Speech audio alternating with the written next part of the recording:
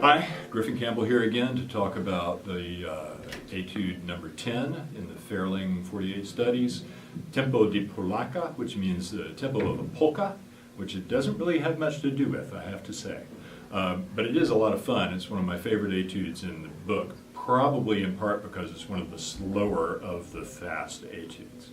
But it does have enough difficulties in it to pose some real problems. And one of the first difficulties is rhythmic. This opening figure, the dotted eighth, dotted quarter and 6/16 and 3/4, is kind of difficult to maintain. So you want to be sure that you're really counting, you're counting well, and that your sense of that dot is strong. Okay, that your dot on 2 and then your motion on the and of 2.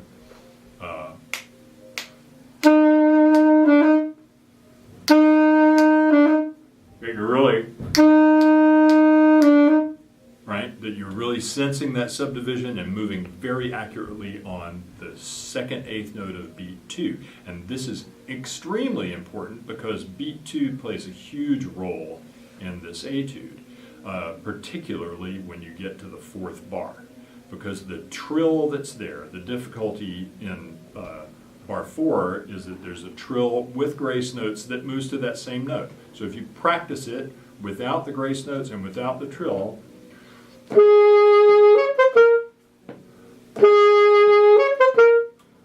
okay, and then maybe add the grace notes and they'll come, say, on the second 16th note of beat 2. So that, again, you want to slow down a lot.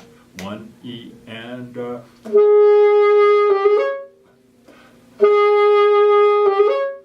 E and 1 E and 2 E and a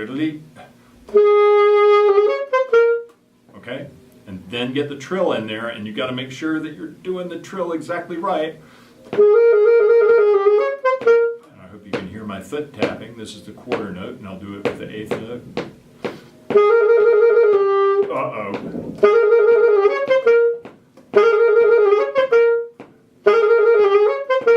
And you can put the grace notes on too if you have to.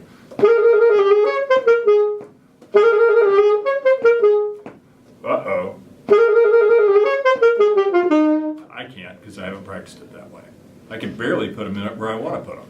It's an unbelievably difficult rhythm, but if you practice it, if you slow down, if you really think about where you want to put those grace notes,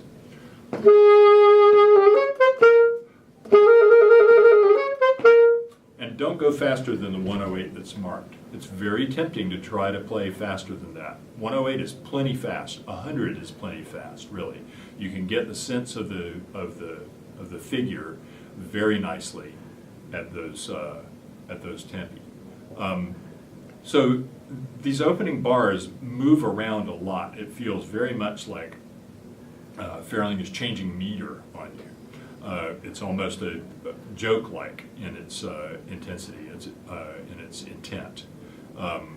So you want to be sure, again, that you're using a metronome and that you're really sensing where beat 1 is. Okay, get your metronome to do like a big click on 1 and smaller clicks on 2 and 3.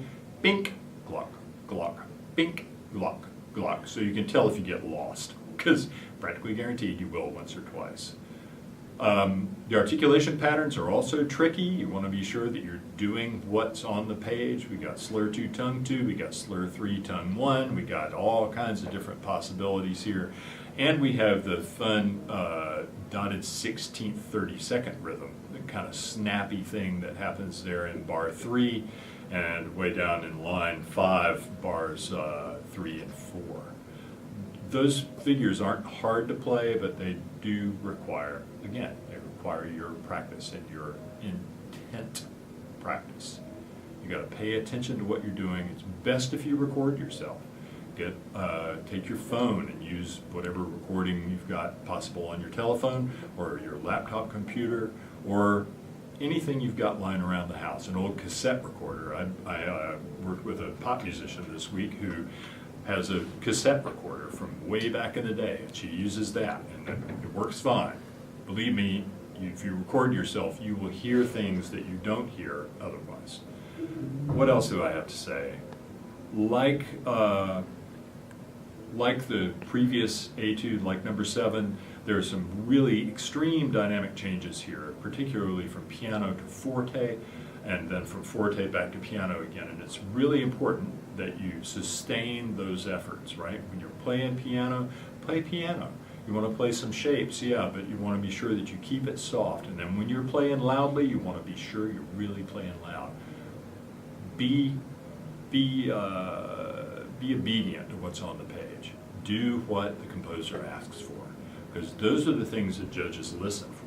They want to make sure that you're playing the right notes and the right rhythms, the right articulations, yes, but they also want to make sure that you're being expressive inside the dynamic that exists on the page. Don't push things around more than necessary. What else do I have for you? I don't know. I'll think of something next time.